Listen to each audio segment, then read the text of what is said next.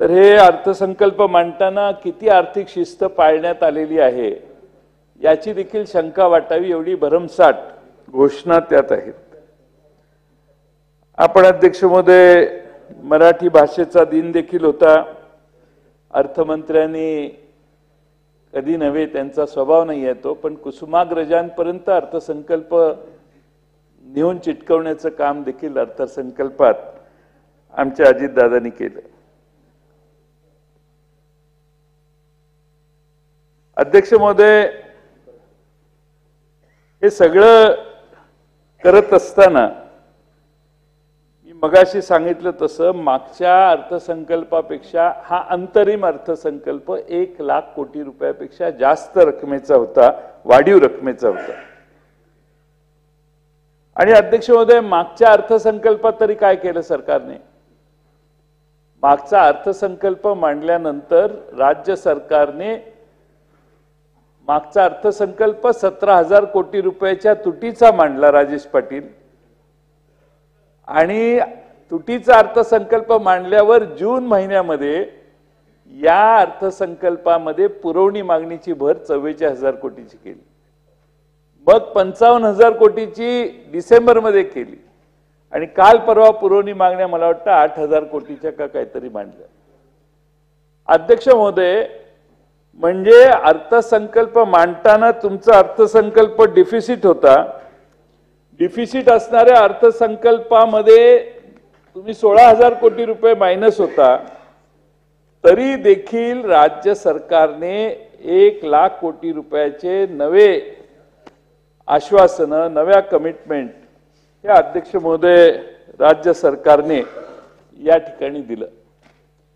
अध्यक्ष महोदय, काय हरकत नाही, पण अध्यक्ष महोदय, ज्यावेळी 2022चा अर्थसंकल्प त्यांनी आमच्या बाजूने मांडला त्यावेळी विरोधी पक्षाच्या बाकावरून तत्कालीन विरोधी पक्ष नेत्यांनी भाषण काय केलं? देवेंद्र फडणवीस म्हटले, गेले 2-3 वर्ष मी बघतो आहे की महसुली तूट कमी दाखवायची आणि मग पुरवणी मागण्यांच्या आधारे नवीन मागण्या आणायच्या, शेवटी ही तूट मोठ्या प्रमाणात वाढते। आपण अर्थसंकल्प तयार करतोय दाखवण्यात करता आणि खर्च मात्र मनमानीपणाने करतोय असा याचा अर्थ आहे। अर्थसंकल्पाचा आणि खर्चाचा ताळमेळच लागत नाहीये। ज्यावेळी जो खर्च वाटला तो करतोय त्याला पुरवणी मागण्याच्या माध्यमातून मान्यता दिली जाते, मूळ खर्च मात्र करतच नाही। आता अध्यक्ष महोदय, याला आपण काय म्हणणार? अध्यक्ष महोदय, मी मगाशी सांगितलं की मागची तूट 16,000 कोटी रुपयाच्या वर होती बजेट मांडतानाच्या दिवसाची, त्यानंतर हे ऍडिशन जवळपास 1 लाख कोटी रुपयाच्या नव्या पुरवणी मागण्या मांडण्यात आल्या, आणि त्यामध्ये अनेक आमदार, 40 आमदार नवीन आले, त्यांच्या कमिटमेंट काही होत्या, या सगळ्या कमिटमेंट करत करत ती पुरवणी मागणीचं शेपूट मारुतीच्या शेपुटासारखं वाढत गेलं, आणि एकदम अध्यक्ष महोदय त्या लाखभर कोटी रुपयाचा विसर पडला का ते या सध्याच्या बजेटमध्ये घातले माहित नाही, पण नव्या अर्थसंकल्पात ही तूट एकदम 9,000 कोटीवर आली। प्रश्न असा उठतो की मागच्या 1 लाख कोटी रुपयाच्या नव्या तरतुदी ज्या केल्या, ज्या मागच्या अर्थसंकल्पातल्या पेक्षा तुटीची तूट वाढवणाऱ्या होत्या, त्या तूट वाढवणाऱ्या सगळ्या प्रोव्हिजन्स या नव्या अर्थसंकल्पात आहेत का? ही तूट 9,000 कोटी रुपयापर्यंत खाली कशी आली? 94,000 कोटीची फिस्कल डिफिसिट 99,000 कोटी रुपयापर्यंत पोहोचली। राज्याच्या आर्थिक हेल्थ बद्दल मी काही बोलत नाही, तर तो आता निवडणुकीमुळे सगळ्यांनीच विषय सोडलेला दिसतोय मला। पण अध्यक्ष महोदय, आपण या ठिकाणी बारकाईने हे बघितलं पाहिजे की आता फिस्कल डिफिसिट ही आमचं 99,288 कोटी आहे, म्हणजे ते 1 लाख कोटीच्या वरच असणार। थोडीशी जुगाड करून जरा दुरुस्ती केलेली दिसते याच्यात। म्हणजे आपण बाटाच्या दुकानात गेल्यावर बुटाची किंमत कशी असते? 999 रुपये, तसं हे फिस्कल डिफिसिटचा आकडा दाखवलेला आहे 99,288 कोटी रुपये। म्हणजे भास्करराव हे 1 लाख काही हजार कोटी रुपयावर असणार आणि त्यामुळं एक्झॅक्ट आकडा 99,288 कोटी आहे. तो एक्झॅक्ट आकडा हा मी मगाशी सांगितलं तसं बाटाच्या दुकानात गेल्यावर जो आकडा आहे. म्हणजे मला आज एक वेळा प्रश्न पडतो की बाटाच्या दुकानात गेल्यावर 90 रुपयाला का नाही बूट, तो 99 रुपयालाच का असतो. तर माणसाला बरं वाटतं की बाबा 100 रुपयाच्या वर नाही ना, 99 रुपये चल घे. त्यामुळे अध्यक्ष महोदय हे राजकीय तूट आणि या सगळ्या गोष्टीचा तपशील जर बघितला तर FRBMचा 2003 ला आपण याच सभागृहात कायदा केलाय. ते फिस्कल रिस्पॉन्सिबिलिटीचा जो कायदा आपण केलेला आहे त्याचा अध्यक्ष महोदय काही ताळमेळ दिसत नाही. वित्तीय शिस्तभंग झाली अशी माझी शंका आहे. आता वेळ आपल्याला कमी आहे, 2-4 दिवसात कोड ऑफ कंडक्ट होईल. पण अध्यक्ष महोदय महाराष्ट्रावरचा कर्जाचा बोजा या निमित्तानं आपण आता 8 लाख कोटी रुपयावर नेऊन ठेवलेला आहे. 22-23 साली 6,29,000 कोटी होता. त्यानंतर तो 7,11,000 झाला. या 31 मार्चला होईल आणि पुढच्या वर्षी आपण ठरवलेलं आहे की आता 8 लाख कोटीपर्यंत हे पोचवायचं. अध्यक्ष महोदय कर्ज परत कसं फेडणार हे विचारतो आम्ही. त्याला उत्तर नाही, एकच उत्तर, 1 ट्रिलियन इकॉनॉमी. हे कर्ज काढलेलं आहे ते कसं फेडणार आपण.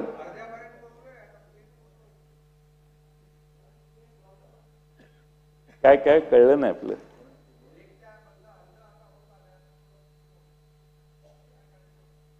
नाही जायलाच पाहिजे ते. म्हणजे देशातली महाराष्ट्रातली जनता एवढी कर्तबगार आहे की ते 1 ट्रिलियन कधीतरी होणारच आहे. त्याचं श्रेय घेण्याचा प्रयत्न जो चालू आहे ह्याच्यावर आमची तक्रार आहे. आणि अध्यक्ष महोदय इकॉनॉमी 1 ट्रिलियन डॉलरची करायची आहे, करा, काय अडचण नाही. पण अध्यक्ष महोदय ग्रोथ रेट किती आपल्या राज्याचा? 6.77%. 1 ट्रिलियन जर इकॉनॉमी करायची असेल तर तुमचा ग्रोथ रेट हा 14-15% नेला पाहिजे. 14-15% ग्रोथ रेट न्यायला कसं शक्य होणार आहे याचा खुलासा अर्थमंत्र्यांनी जर केला तर आम्हाला ते गणित सांगू शकतील की बाबा हे 14% एवढी ग्रोथ होईल. 14% ग्रोथसाठी आम्ही ह्या धोरणांची बदल केलेला आहे की जेणेकरून देशात येणारी गुंतवणूक महाराष्ट्रात आल्याशिवाय पर्याय राहणार नाही आणि आमचा ग्रोथ 14%-15% होणार आहे हे त्यांनी सिद्ध केलं पाहिजे. नुसतं 1 ट्रिलियन कधीतरी होणारच आहे. तुम्ही आम्ही असू नसू पण कधीतरी 1 ट्रिलियन पर्यंत पोहोचणारच आहे इकॉनॉमी. हे काय ज्योतिषाने सांगण्याची आवश्यकता आहे असं मला वाटत नाही. अध्यक्ष महोदय प्रचंड घोषणा अर्थसंकल्पात आहेत. शाश्वत विकास, सर्वसमावेशक विकास, मागास घटकांचा विकास, युवा कल्याण अशा 4 भागांमध्ये मागच्या वर्षीचा अर्थसंकल्प मांडण्यात आलेला होता. अध्यक्ष महोदय मग ह्या 4 घटकांचं मागच्या वर्षभरात काय काय चांगलं झालं याचा तर खुलासा या अर्थसंकल्पीय भाषणात व्हायला पाहिजे होता. अध्यक्ष महोदय पण यावेळी आम्हाला आर्थिक पाहणी अहवाल आला नाही. आर्थिक पाहणी अहवाल आला असता तर आम्हीच सांगितलं असतं ह्या तुमच्या 4 कॅटेगरीचं जे तुम्ही विशेष उल्लेख केला त्यांची देशात राज्यातली परिस्थिती काय आहे. आणि त्यामुळे जेव्हा केव्हा तो आर्थिक अहवाल येईल त्यावेळी मला खात्री आहे की या सरकारने ज्या घोषणा केलेल्या आहेत त्याच्याबद्दल जास्त प्रकाश पडल्याशिवाय राहणार नाही. अध्यक्ष महोदय आपली महाराष्ट्र आर्थिक विकास परिषद आहे त्यांनी सांगितलेलं आहे की 7% आहे त्याचं दुपटीनं म्हणजे 14-15% ग्रोथ रेट केल्याशिवाय आपल्याला पर्याय नाही असं यांच्या सरकारच्या सल्लागारांनी देखील सांगितलेलं आहे. हे अध्यक्ष महोदय विसरता येणार नाही. अध्यक्ष महोदय शेतकरी वर्गाला लाखो कोटी रुपयाच्या अर्थसंकल्पात 6 लाख कोटीपेक्षा जास्त अर्थसंकल्प गेलेला आहे. मग महाराष्ट्रातल्या शेतकऱ्यांना काय 3,750 कोटी फक्त. अध्यक्ष महोदय खरं म्हणजे दुष्काळाची दाहकता वाढते, दुधाला रास्त भाव नाही, कांद्याचे भाव गडगडलेले आहेत, शेतमालाचे दर अत्यंत कमी आहेत, पीक विम्याची 25% अग्रिम अजून मिळालेला नाही, लंपीमुळे दगावलेल्या जनावरांची भरपाई या सरकारने दिलेली नाही, अनेकांना मागील वर्षीचं कांदा अनुदानही मिळालेलं नाही. त्यामुळे अध्यक्ष महोदय शेतकरी वर्ग प्रचंड नाराज आहे सरकारबद्दल. या सरकारचं शेतकऱ्यांकडे दुर्लक्ष आहे. हायवे आणि मेट्रो हे बांधण्याच्या पलीकडे या सरकारचा महाराष्ट्रातल्या गोरगरिबांचा विचार करण्याची इच्छा दिसत नाही. हे पुन्हा एकदा अर्थसंकल्पावरून महाराष्ट्राच्या जनतेला कळते. अध्यक्ष महोदय, सरकारकडून काही मदत झाली नाही.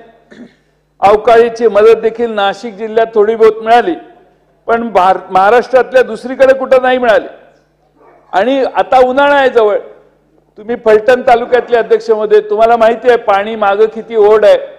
कोयना धरणातील पाणी आता मर्यादित आहे, वारणात आहे, सगळ्या आपल्या धरणात आता तळ दिसायला लागलेला आहे.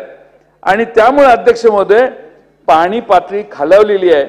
शेतकऱ्याच्या समोर सगळ्यात मोठा प्रश्न आहे जगायचं कसं.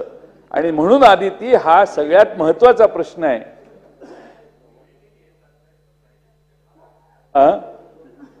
काय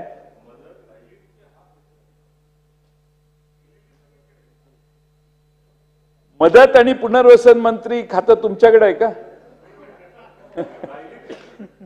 बघा ते बसून प्रश्न विचारतायत कुठं राहिली. म्हणजे मागच्या ती झिरपली, हातात नाही मिळाली. आणि त्यामुळे अध्यक्ष महोदय आज महाराष्ट्रातल्या शेतकऱ्यांच्या पुढे जगायचं कसं हा प्रश्न आहे. NDRF प्रमाणे अध्यक्ष महोदय आमची मागणी आहे सर्व दुष्काळग्रस्त दुष्काळ सदृश तालुक्यांना मदत करण्याची भूमिका. अध्यक्ष महोदय मदत व पुनर्वसन मंत्री, खरं म्हणजे हे भाषण अर्थमंत्र्यांनीच ऐकायला पाहिजे, पण तुम्ही ऐकताय हा माझ्यावर फार मोठा उपकार आपला आहे की तुम्ही इथं बसलेला आहात. त्यामुळं आपल्याला एवढा तुम्ही दिसला म्हणून तो विषय काढला, नाही तर शक्यतो काढला नसता मी. अध्यक्ष महोदय, महाराष्ट्रात कापूस सोयाबीन इतर पिकं पिकवली जातात. देवेंद्र फडणवीस साहेब 2014च्या आधी म्हणायचे सोयाबीनला 6,000 रुपये दर द्या, कापसाला 10,000 रुपये द्या. 5 वर्ष मुख्यमंत्री म्हणून त्यांनी कारभार केला. 2 वर्ष सोडले तर पुन्हा आता उपमुख्यमंत्री झालेले आहेत. अर्थमंत्री पण मधल्या काळात झालेले होते. कापसाला भाव कुठं वाढला? सोयाबीनचा दर का खाली पडला? कापूस खरेदी केंद्र किती दिवसापासून बंद आहे? त्याबाबत अध्यक्ष महोदय या सरकारने केंद्र सरकारला बहुतेक विनंती केलेली नाही कापूस खरेदी करण्यासाठी तुमची सेंटर काढा म्हणून. अध्यक्ष महोदय, आणि म्हणून माझी आपणाला विनंती आहे की महाराष्ट्रातले शेतकरी समुदाय प्रचंड नाराजीत आहे. आणि म्हणून महाराष्ट्रातल्या शेतकऱ्यांच्या आत्महत्येचं प्रमाण देखील अध्यक्ष महोदय वाढलंय. आपण इकडे मुंबई फार चांगली आहे, इतकं ग्लोरिफाय आपण करू शकतो मुंबई दाखवून देशात आणि जगातल्या पाहुण्यांना. पण आपल्या ग्रामीण भागातली परिस्थिती काय आहे ज्याच्याकडे या अर्थसंकल्पात लक्ष देण्यात आलेलं नाही. अध्यक्ष महोदय, खरं म्हणजे आपण मला आठवतं की माननीय मुख्यमंत्री महोदयांनी मुख्यमंत्री पदाची शपथ घेतली. आता 1.5 वर्ष पूर्ण झाले. त्यांनी पहिल्याच भाषणात सांगितलेलं होतं की मी आपला महाराष्ट्रातला शेतकरी आत्महत्या मुक्त करेन. पण अध्यक्ष महोदय उलट झालं. याच काळात शेतकऱ्यांचं आत्महत्येचं प्रमाण आज वाढलेलं आहे. रोज अध्यक्ष महोदय तब्बल 8 शेतकरी आपला जीव संपवत आहेत. सरकारी आकडेवारी सांगते, माझं हे आकडेवारी नाही. अध्यक्ष महोदय 2023 साली 2,852 लोकांनी आत्महत्या महाराष्ट्रात केल्या, शेतकऱ्यांनी आत्महत्या केल्या. आणि मुख्यमंत्र्यांचं पहिल्या भाषणातलं पहिलं वाक्य होतं कदाचित की मी आपल्या महाराष्ट्रातल्या शेतकरी आत्महत्या मुक्त करेल. अध्यक्ष महोदय मुक्त करायचं राहू दे, कमी करा. पण अध्यक्ष महोदय इथं यांच्या काळात आत्महत्या वाढल्या हे आपल्याला विसरता येणार नाही. जालना, छत्रपती संभाजीनगर, नांदेड, बीड, धाराशिव, अमरावती, अकोला, यवतमाळ, बुलढाणा, वर्धा, चंद्रपूर, परभणी, सोलापूर या जिल्ह्यात अध्यक्ष महोदय सर्वात जास्त आत्महत्या झाल्यात. 1.5 वर्षात 2 कृषी मंत्री महाराष्ट्राला लाभले अध्यक्ष महोदय मागच्या, आणि दोघेही मराठवाड्याचे. दोन्ही आजी माजी कृषी मंत्र्यांच्या जिल्ह्यांचा ह्या नावात समावेश आहे. जे जिल्हे मी वाचले अति आत्महत्याग्रस्त. आणि अध्यक्ष महोदय मराठवाड्यातल्या 8 पैकी 6 जिल्ह्यांचा समावेश यात आहे. अध्यक्ष महोदय NCRBचा एक रिपोर्ट आहे, त्यात शेतकरी आत्महत्येत महाराष्ट्र नंबर 1 वर आहे. याआधी महाराष्ट्र उद्योगधंद्यात पुढे होता, आपण सगळ्यातच 1 नंबर होतो. पण आत्महत्याग्रस्त होण्यात हा पहिला नंबर कमवण्याचं काम देखील याच काळात झालंय. हे नोंद घेणं पाहिजे. आता वाढत्या गुन्हेगारीत आम्ही नंबर मिळवायला लागलोय. सगळ्याच जे नको होते कॅटेगरीज त्या कॅटेगरीत आपले नंबर वाढायला लागलेत आणि म्हणून सरकारने या सगळ्या विषयांकडे खरं म्हणजे लक्ष ठेवून द्यायला पाहिजे. तुम्हीच एक फ्रेज तयार केलेली कुठे नेऊन ठेवलाय महाराष्ट्र, तोच प्रश्न तुम्हाला विचारायची पाळी तुम्ही नाही, तुम्ही आमच्याकडेच होता, पण जे दुसरे होते त्यांच्यासाठी हा प्रश्न विचारायची पाळी अध्यक्ष महोदय आज या ठिकाणी आलेली आहे. अध्यक्ष महोदय, शेतकरी काय करतोय? आपण सावकाराच्या दारात शेतकरी जाणार नाही म्हणून प्रयत्न करतोय, पण आज अध्यक्ष महोदय सरकार एक योजना राबवते. सरकार राबवतंय शासन आपल्या दारी. शासन आपल्या दारी किती खर्च? 2 कोटी, 5 कोटी, 10 कोटी, भरपूर खर्च. कालचा आता मांडवाला खर्च 13 कोटी रुपये कालच्या मांडवाचा खर्च होता. 12-13 कोटी मांडवाला खर्च. थोडीशी संध्याकाळी 4 वाजता सभा घेतली तर मांडव घालायचे पैसे वाचतात. त्यामुळे अध्यक्ष महोदय आज मात्र शेतकरी शासन आपल्या दारी ही योजना राबवणाऱ्या सरकारला अध्यक्ष महोदय आज शेतकऱ्याची चौकशी केली तर त्यांच्या लक्षात येईल की शेतकरी राजा आता सावकाराच्या दारी गेलेला आहे. अध्यक्ष महोदय 40 तालुक्यामध्ये दुष्काळ जाहीर होऊन 2 महिने उलटले, पण या सरकारने या शेतकऱ्यांना अद्यापही मदत सुरू केलेली नाही, हे मला या ठिकाणी सांगितलं पाहिजे.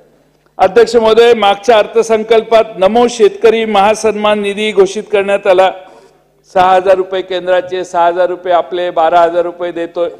अध्यक्ष महोदय 1 लाख रुपये जर खत खरेदी केलं 1 लाख रुपयाचं त्या शेतकऱ्याने, तर आपण 18,000 रुपये जीएसटीने काढून घेताय. 18% जीएसटी, 18,000 कोटी रुपये, 18,000 रुपये 1 लाख खर्च शेतकरी ज्यावेळी खतावर करतो त्यावेळी 18,000 रुपये आपण काढतो आणि त्याला देतो काय तर 12,000 रुपये देतो.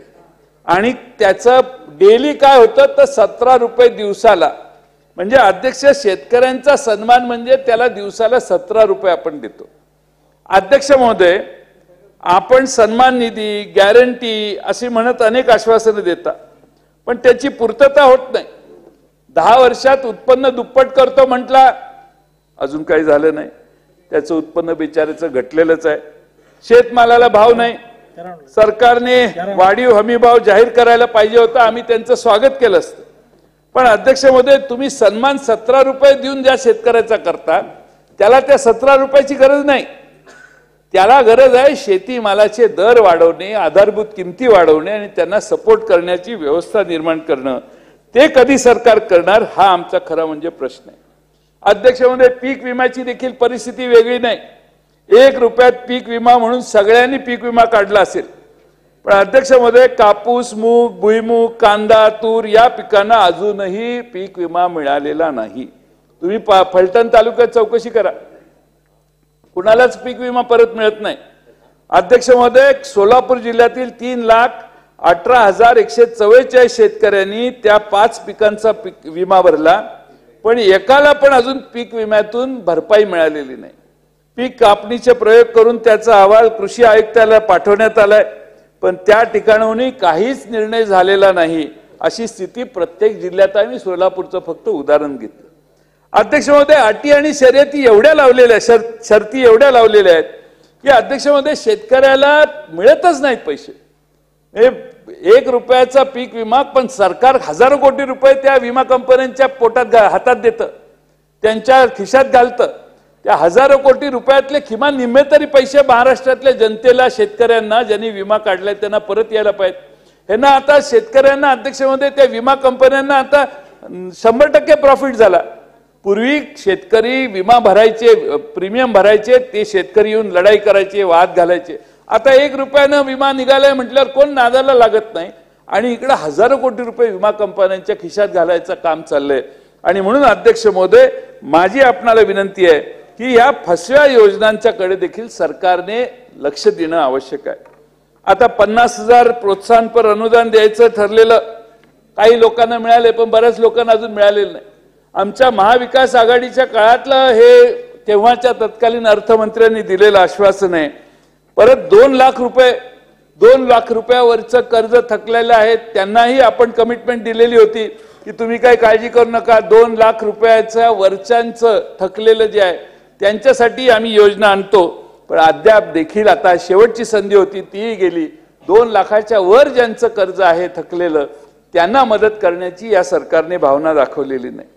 अध्यक्ष महोदय, ग्रामीण भागातली इकॉनॉमीची परिस्थिती काय? अध्यक्ष महोदय, centre for monitoring Indian economy म्हणून एक खाजगी संस्था आहे. दर 3 महिन्याने ग्रामीण आणि शहरी भागातल्या लोकांच्या उत्पन्नाचं असेसमेंट आणि खर्चाचं असेसमेंट करते. अध्यक्ष महोदय, यामध्ये अध्यक्ष महोदय, ग्रामीण भागातल्या कुटुंबाचं उत्पन्न 8% वाढलं आणि 6% इन्फ्लेशन वाढलं, महागाई वाढली.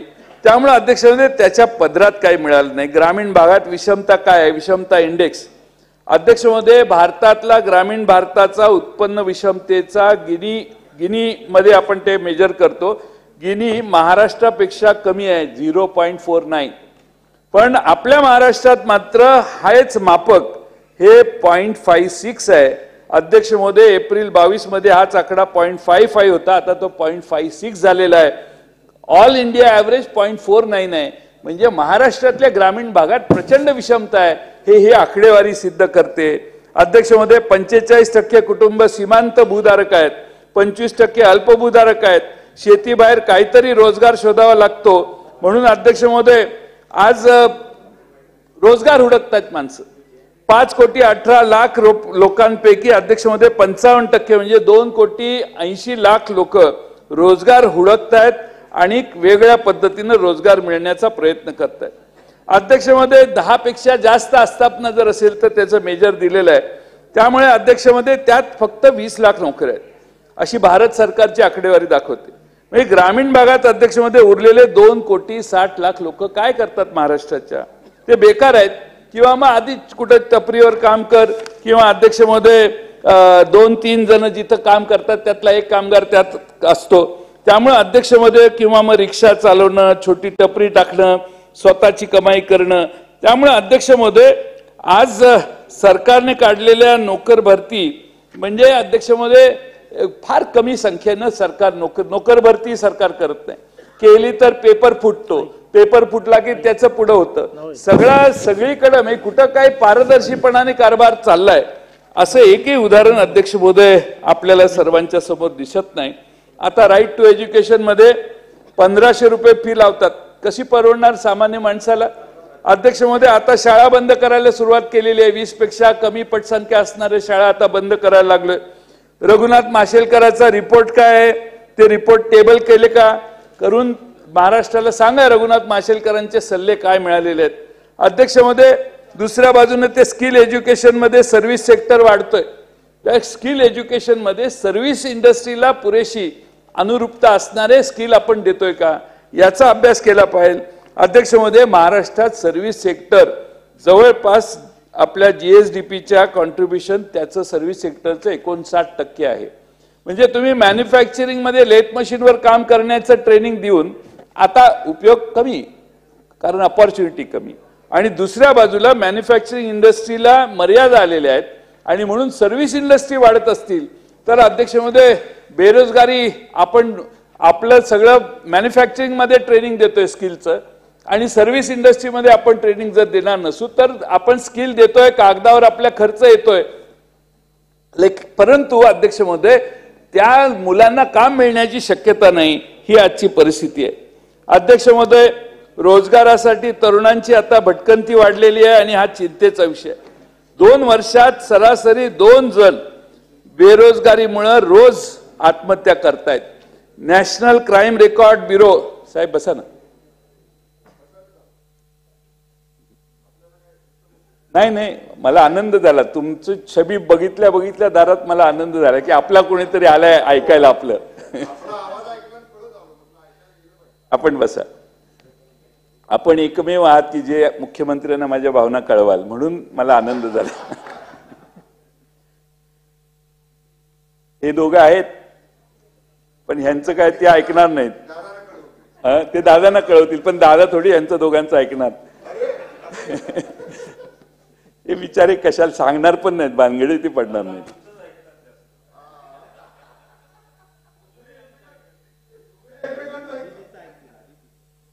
सरासरी 2 जणांचा बेरोजगारीमुळे आत्महत्या चालू आहेत.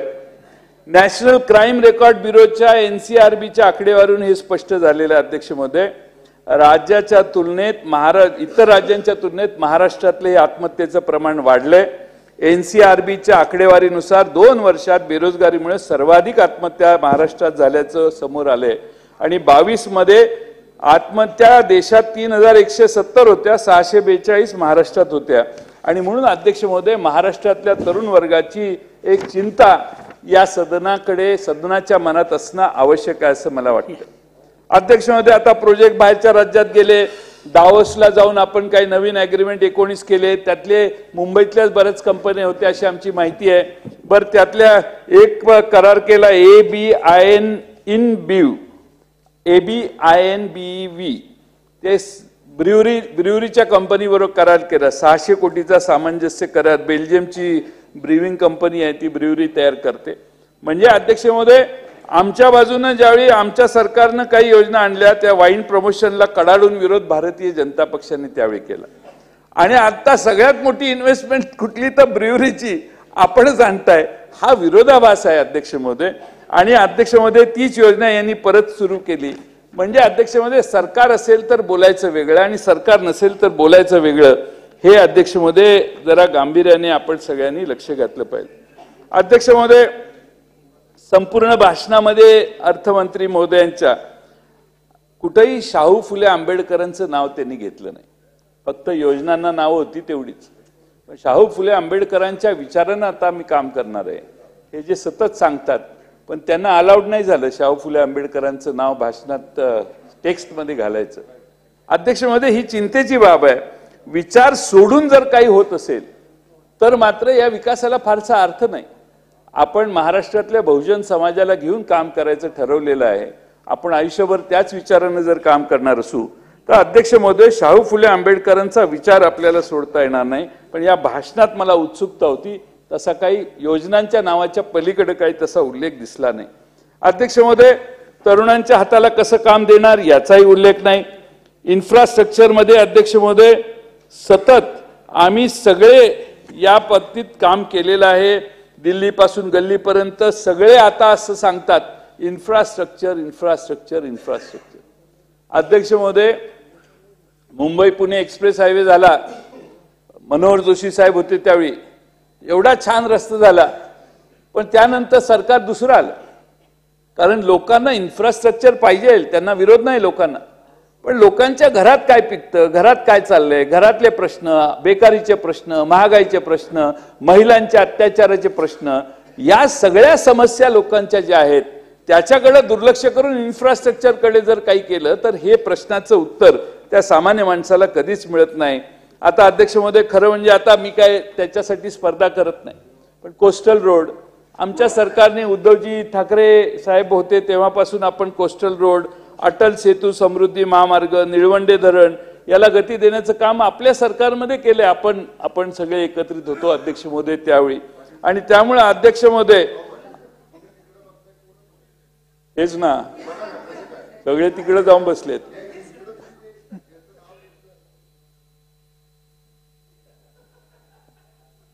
माझ्याही तोच विचार मगाशी मनात आला पण आता काय करू. अध्यक्ष महोदय आता बुलेट ट्रेनवर सध्या जोर आहे. 1,08,000 कोटी रुपयाचा बुलेट ट्रेनचा प्रकल्प आहे. 5,000 कोटी आपण घालणार गुजरात 5,000 10,000 कोटी दिल्ली घालणार. अध्यक्ष महोदय 88,000 कोटीचं कर्ज फार छान वाटायला आहे. 50 वर्षाचा लोन आहे.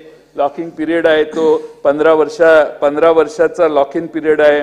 50 वर्षात एन किती महाग होणार आणि आजचं जे कर्ज आहे 1 लाख कोटीचं ते किती 10 लाख कोटी होणार ते काळच ठरवेल. त्याच्यावर आज बोलण्याची आवश्यकता नाही. पण अध्यक्ष महोदय IIM नावाची जी IIM संस्था आहे तर अनिल भाईदास पाटील तुम्ही हे ऐका. IIM ची संस्था आहे तिने काय सांगितलं की ते बुलेट ट्रेन फिजेबल व्हायचं असेल तर रोज 100 फेऱ्या झाल्या पाहिजे. तुम्ही प्रस्तावित करताय 35च फेऱ्या. त्यामुळं जळगावला जायचं असेल तर आधी इथून सुरतला उतरायचं आणि सुरतवरून जळगावला जायचं. कंपल्सरी सगळ्या मंत्र्यांना करतील आता कारण हे फेऱ्या वाढल्या पाहिजेत ना. 100 फेऱ्या कशा होणार. जळगावला अनिल भाईदास पाटील गेले की वरनं फोन येणार 6व्या मधल्यावर अनिल बुलेट ट्रेन घ्यायची सुरतला जायचं तिथनं गाडीनं घरी जायचं. अरे ते सुरत टू गोवातीच जातात डायरेक्ट, पण हे तसं नाही गेलेले, हे डायरेक्ट गेलेले आहेत. गोवातीला जाणारे तुमच्या शेजारी जॅकेट घालून बसलेले आहेत. पण सुरत वरून हे फेऱ्या वाढवण्याशिवाय दुसरा पर्याय नाही अध्यक्ष. 100 वेळा जर बुलेट ट्रेन रोज धावली तर वायबिलिटी येईल. आणि त्यामुळे अध्यक्ष महोदय हे थोडंसं अवघड काम आहे. हे सगळे पांढरे हत्ती आहेत ज्याचा सामान्य महाराष्ट्रातल्या गोरगरिबांची काही संबंध नाही. आता बुलेट ट्रेनचा फायदा अहमदाबादला होणार, गुजरातला होणार, हे सगळं जग जाहीर आहे. पण तरी आपण सहन करतोय. मुंबईतला बीकेसीतनं माणूस बसलेला चटकन अहमदाबादला पोहोचावं ही व्यवस्था आहे. म्हणजे अध्यक्षमध्ये ही मुंबईची जी ग्रोथ आहे, मुंबईत येऊन राहिल्याशिवाय मुंबईतला बिझनेस होत नाही. आता त्याची गरज नाही. अहमदाबाद मधला माणूस सकाळी 10 वाजता पोहोचेल, 5 वाजता बुलेट ट्रेनला बसेल, संध्याकाळी 7-7:30ला तो घरी पोहोचेल आणि अहमदाबादमध्ये तो त्याचा संसार करेल. म्हणजे ऍक्च्युअली एक्सपेंडिचर त्याचा अहमदाबादला, तो इथं फक्त चहा कॉफीज मुंबईत आल्यावर घेणार. अध्यक्ष महोदय, कल्पना फार चांगली आहे. मी सभागृहात मंत्रिमंडळात मांडलेली होती high speed train Mumbai to Nagpur, कारण ती सगळ्या महाराष्ट्रातल्या अविकसित भागांना जोडणारी होती. नाही झाली, हा भाग पुढचाच आहे. पण अध्यक्ष महोदय, ही बुलेट ट्रेन ही शेजारच्या राज्यात आपल्या राज्यातला फ्लो घेऊन चाललेली आहे. याकडे मी आपला लक्ष वेधतोय. आणि अध्यक्ष महोदय, या ठिकाणी आता आपण दर्जोन्नती रस्त्यांची करतोय. 7,000 कोटी रुपये त्याला दिलेली आहेत. निर्यातीला प्रोत्साहन म्हणून अध्यक्ष महोदय 450 कोटीची तरतूद केलेली आहे. निर्यातीच्या प्रोत्साहनात अध्यक्ष महोदय कांदा निर्यातीवर केंद्र सरकारने बंदी घातली. आता प्रोत्साहन कुणाला द्यायचं? निर्यातीवर तुम्ही प्रोत्साहनासाठी 450 कोटी ठेवले, कांदा निर्यातीवर बंदी आहे. तिकडं त्या बांगलादेशला ते हे गेले, संत्र गेली विदर्भातली, तर त्यांनी इम्पोर्ट ड्युटी वाढवलेली आहे. द्राक्ष गेली, त्यांनी इम्पोर्ट ड्युटी बांगलादेशने वाढवलेली आहे. मग हे 450 कोटी रुपयाची तरतूद आहे. तर महाराष्ट्रातले जे शेतकऱ्यांचा माल पलीकडे जातो आणि ज्यांना जास्त ड्युटी भरावी लागते, त्यांना आता मेघे साहेब आमचे मागं समीर मेघे बसलेले आहेत, आता त्यांना विचारात, संत्रे यावर्षी बांगलादेशला जाऊ शकले नाहीत. का जाऊ शकले नाहीत? तर तिकडे इम्पोर्ट ड्युटी वाढवलेली आहे. त्यामुळं यात अध्यक्ष महोदय निर्यात बंदी उठवण्यासाठी एखादं स्टेटमेंट आलं असतं, आम्हाला आनंद झाला असता. मध्ये निर्यात बंदी उठवल्याची हुल आली आणि परत कळलं तशी काही निर्यात बंदी उठवलेली नाही. त्यामुळे नाशिक जिल्ह्यात कुठेही अनिल बाईदास जाताना तुम्ही जावा, तुम्हाला लोकांच्या मनात फार चीड या निर्यात बंदीवर आहे. हे मला वाटलं काल, आता कदाचित सीएम डीसीएम सगळे बोलले असतील मोदी साहेबांना की निर्यात बंदी उठवा म्हणून. काल एक संधी तुम्हाला होती, आता काय 2 दिवसात निर्णय झाला तर बघू आपण. पण अध्यक्षमध्ये या निर्यात बंदी कांद्यावरची उठवण्यासाठी सरकारने एक चकार शब्द काढला नाही. ज्या भागात ते आमदार त्या भागातले आहेत ते आता जवळपास सगळे सत्तेच्या नाशिक जिल्ह्यातले सगळेच तिकडे गेलेले आहेत. तेही बिचारे काही सांगतायत असं दिसत नाही अध्यक्ष महोदय. आणि म्हणून अध्यक्ष महोदय मला या ठिकाणी सांगतोय, मला वाटतं की अध्यक्ष महोदय या ठिकाणी फार सरकार शेतकऱ्यांच्या बद्दल गांभीर आहे असं या बजेटमध्ये कुठेही दिसत नाही. अध्यक्ष महोदय शेववाहिनीची एक योजना काढलेली आहे. प्रत्येक तालुक्यात एक शेववाहिनी. आधी त्या आदिवासी आणि दुर्गम भागात वाहिन्या द्या. रुग्णवाहिन्या नाही आहेत अजून, रुग्णवाहिन्या बऱ्याच ठिकाणी नाही आहेत, त्या देण्याचा कार्यक्रम राबवा. आता गरीब रुग्णांसाठी 108 क्रमांकाची एक योजना होती, ती चालू आहे. आता आणखीन रुग्णवाहिका घ्यायला 17 जानेवारीला नवीन निविदा मागवण्यात आल्या आणि नवीन निविदा मागवल्या 900 कोटी रुपये सरकार अध्यक्ष महोदय खर्च करणार आहे. आणि अध्यक्ष महोदय मोठं टेंडर 900 कोटीचं असेल तर 21 दिवसाचं तर पाहिजे, 7 दिवसात टेंडर फायनल अध्यक्ष महोदय. त्यामुळं आयुक्त, संचालक, सचिव या सगळ्यांच्यावर संशयाची सुई यायला लागली. अध्यक्ष 7 दिवसात एवढं मोठं टेंडर फायनल केलं आणि ऑलरेडी आपल्या 108 क्रमांकाची योजना महाराष्ट्रात चालू असताना ही नवी योजना कशी काय, कुणाच्या आग्रहानं, कुणासाठी आणि त्या योजनेचा फायदा कुणाला होणार याचाही चौकशी करण्याची आवश्यकता आहे. आणि मला वाटतं अजितदादांच्या स्वभावाने ते याच्यात लक्ष घालतील आणि याची व्यवस्थितपणाने चौकशी करतील अशी अपेक्षा शंभूराजे तुमच्या चेहऱ्यावरच्या हास्यावरून मला यायला लागलेली आहे. अध्यक्ष महोदय आता हे बघा नवीन, पुणे महानगरपालिकेमार्फत सावित्रीमाई फुले आणि लहुजी वस्ताद साळवे यांच्या स्मारकाचे काम सुरू करण्यात येणार आहे. आता त्याचा उल्लेख आमचे अर्थमंत्री महोदयांनी त्यांच्या भाषणात केला. आता महानगरपालिका करते सावित्री देवी फुलेंचं आणि लहुजी वस्ताद साळवेंचं स्मारक. आता त्याचंही क्रेडिट राज्य सरकारने घ्यायचं, त्या नगरपालिकेचा प्रश्न आहे. दिलं तरी पैसे आपलेच आहेत सगळे. नगरपालिका स्वतःचे पैसे करणार नाही. नाही, मला याच्यावर भरोसा नाही आहे.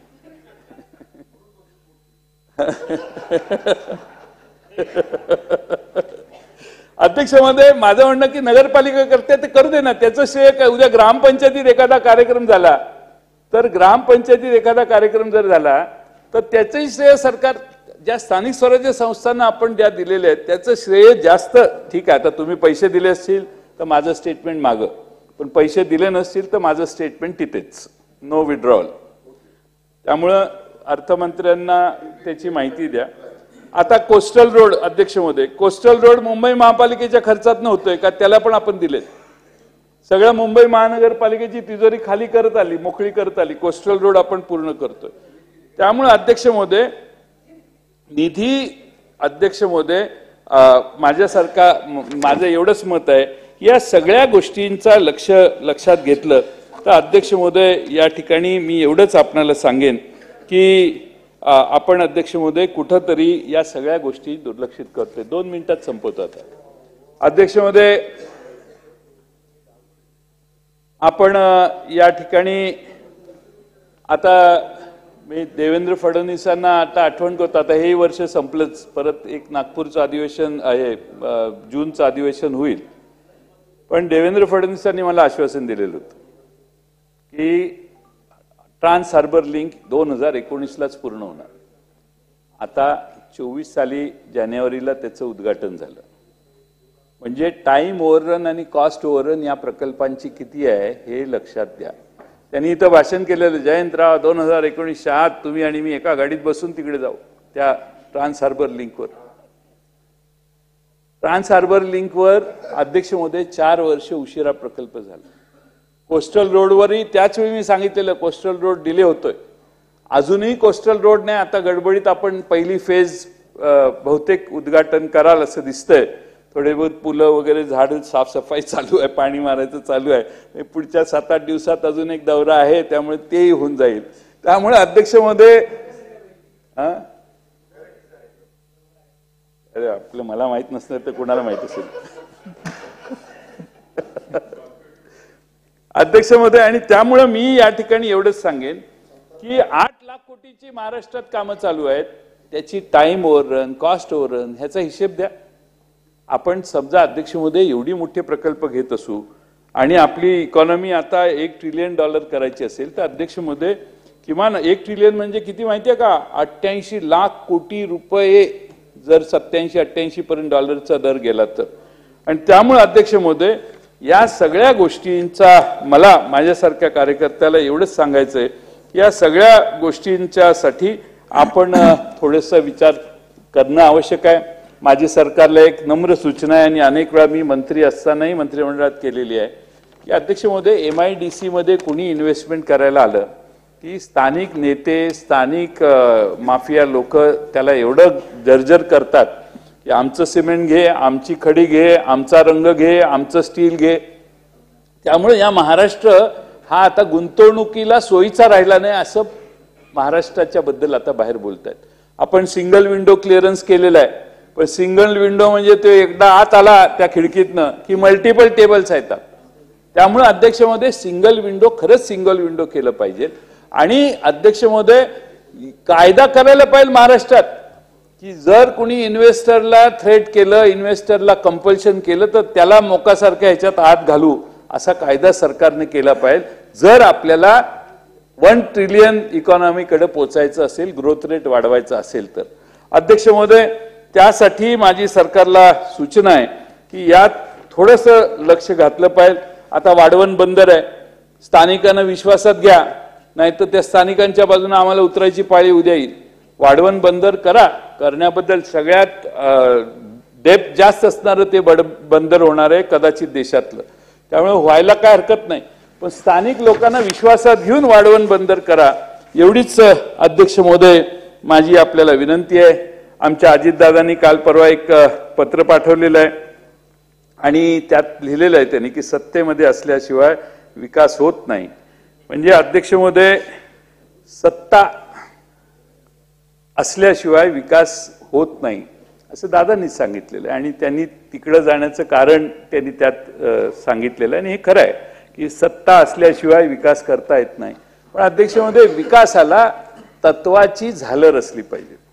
विकासाला काही धोरण, काही तत्व ही असली पाहिजेत. आणि अध्यक्ष महोदय, त्यामुळं त्यांचं पत्र महाराष्ट्रातल्या जनतेला आहे, पण त्यांनी एक सांगितलेलं आहे की मोदी साहेब आणि शहासाहेब, आदिती ऐक जरा, मोदी साहेब आणि शहासाहेब यांची कामाची जशी पद्धत आहे तशी दादा म्हणतात माझी पद्धत आहे. आमचं ऑब्जेक्शन नाही. ऑब्जेक्शन दुसऱ्यांचं येण्याची शक्यता आहे. चालत नाही तिकडे, तिकडे काही चालतं, पण आपले कंपॅरिझन कुणाशी करायची याचं भान तिकडे राहिल्यावर, तिकडे गेल्यावर ठेवणं आवश्यक आहे. माझं आता शेवटी आम्ही त्यांची हितचिंतक आहोत म्हणून आपला सल्ला आहे. तुमचं ते काही दिसतच नाही, अलीकडे भेटतच नाही. त्यामुळं त्यांचं पत्र महाराष्ट्रातल्या जनतेला पोहोच झालेलं आहे, त्याच्यावर जास्त काही मी बोलत नाही. पण 6-7 महिने झाले आम्हाला सोडून ते तिकडे गेले आणि आता 7 महिन्यानं त्यांनी ते पत्र सगळ्या महाराष्ट्राला दिले. मी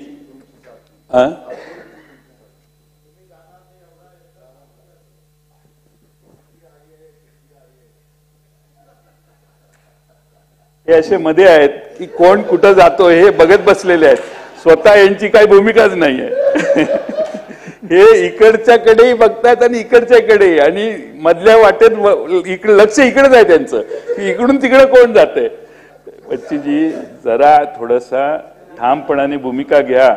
तुमच्यासारखा ठामपणाची भूमिका